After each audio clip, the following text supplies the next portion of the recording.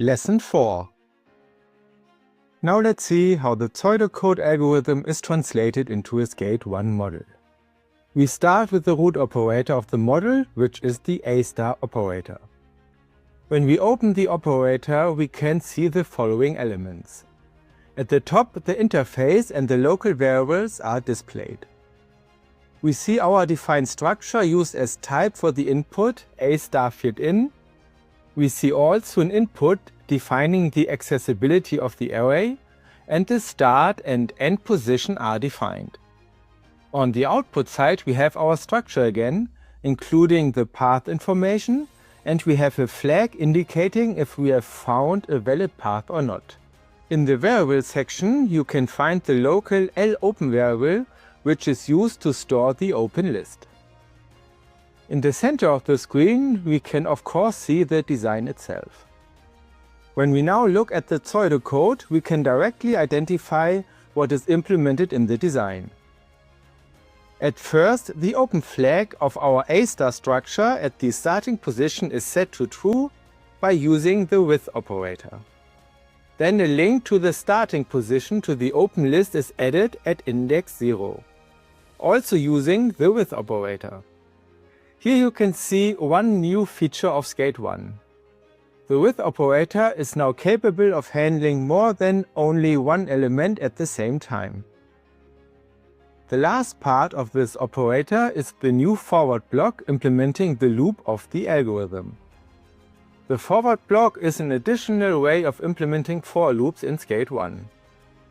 I do not want to go into much details here at this point, but you can directly see the differences to the iterator solutions. Mainly that the content of the for loop can directly be implemented in the same design and does not require a new operator. That means that the content of the loop iterator operator could have directly been put into this block. I created the sub operator only to structure the design better. Coming back to our algorithm, we need to define the boundary of our loop, which of course is the number of cells, here nodes, in our two-dimensional array. We have also defined a break condition for the forward block and the return values. When we now open the sub operator, Loop Iterator, we can see what is happening in each iteration. First, we read the count element from the open list, which is, as reminder, always the link to the first element with the lowest F cost. Then we set the open flag to false and the close flag to true within our A* structure. Next, we check the count position is the exit position or target position.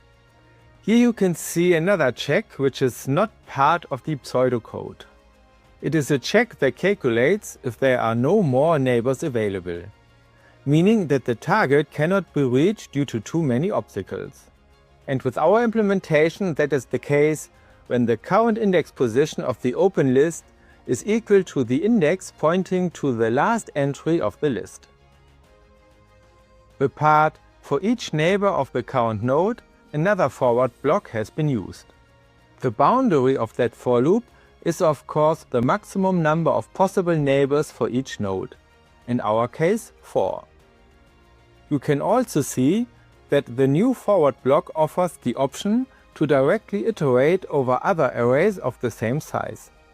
In our case, the two arrays pointing to the index positions of the 4 neighbors and an array storing the travel cost to each neighbor.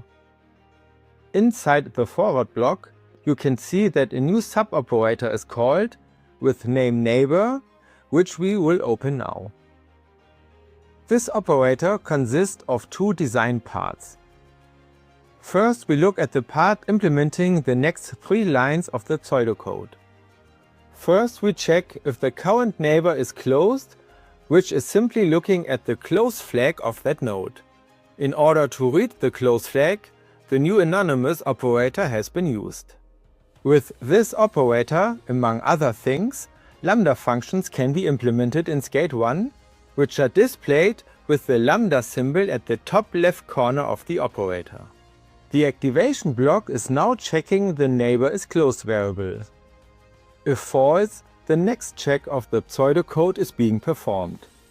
It is checked if the current neighbor is free, traversable or not. Another nested activation block is used to implement the control flow. If the neighbor is free, the next line of the pseudocode is being executed. The fcost value of the neighbor is calculated and checked against the fcost of the current node. If the value is smaller or the open flag of the neighbor is false, the update list variable is set to true. The last part here is only relevant for the management of the open list. Dependent on the already open variable, the open list last entry pointer is moved one position to the right, and the starting point for the backward search is either set to the open last entry pointer or to the position of the current neighbor in the open list. The second part of this operator implements the forward block, which is used to update the open list and to modify the A* structure accordingly. Let's have a quick talk about the boundary for this forward block. A safe boundary, of course, is the number of nodes, which is the same boundary as for the first forward loop. And for the actual execution time, this is completely fine, because the exit condition will trigger no matter what earlier. But regarding the calculation of the worst case execution time, this does matter. Since these calculations always rely on given static boundary sizes, a lower value for this boundary would be good. The actual boundary is the maximum difference between open list last entry pointer and the current index of the open list. I've used another safe boundary, which is 2/3 times nodes plus 1, but even that one can be reduced. Feel free to find a better boundary. Now let's jump into the add neighbor to open list operator. Let's assume we want to add a new neighbor with a fcost equals 30 to our current situation. In each iteration, we first calculate the current backwards index, which at start is that position because we said the neighbor was new, thus not already in the open list.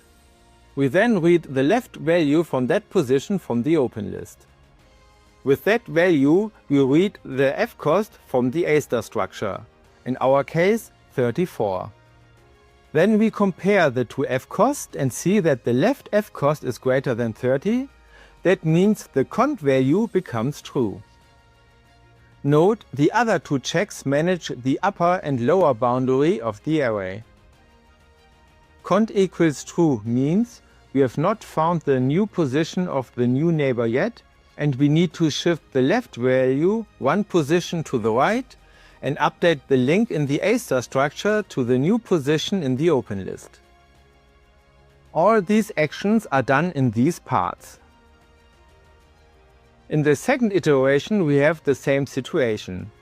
The current open list entry is moved one position to the right, and the A* structure is updated again.